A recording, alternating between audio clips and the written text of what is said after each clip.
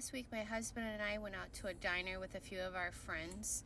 I'm not going to say the name of it. But anyways, I noticed that the guy that took our order had a spoon in his shirt pocket. And it seemed a little strange. And I noticed when the busboy brought us all our water, he also had a spoon in his shirt pocket. So I looked around and I noticed that all the male staff had a spoon in their shirt pocket.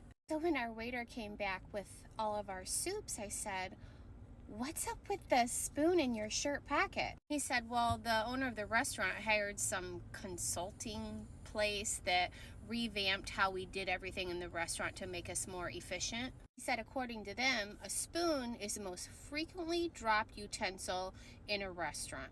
And therefore, we just keep one in our shirt pocket so that when someone drops one, we easily can just pick it up and hand it to them. It just saves us a few extra trips back to the kitchen. Well, while we were eating our soup, sure enough, my husband happened to drop his spoon on the floor. So when our waiter walked by, I let him know, and he just took the spoon from his shirt pocket and handed it to my husband.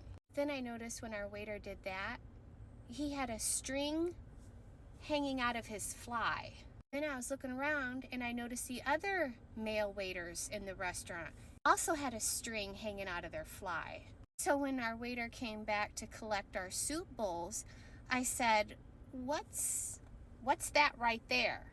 And he looked down and he goes, "Oh," he got closer to me and he whispered, "Not everyone is so observant." Because you know that consulting place that I told you that my boss hired to make us all more efficient? He said, well, they came up for a way that us guys can save time in the restroom by tying a string to our, He said, well, this way we can just pull it out by the string when we go to the restroom. That way we don't need to wash our hands. It saves us a lot of time. And I said, oh, well, after you pull it out, how do you put it back in? He said, well, I don't know about the other guys, but I use the spoon.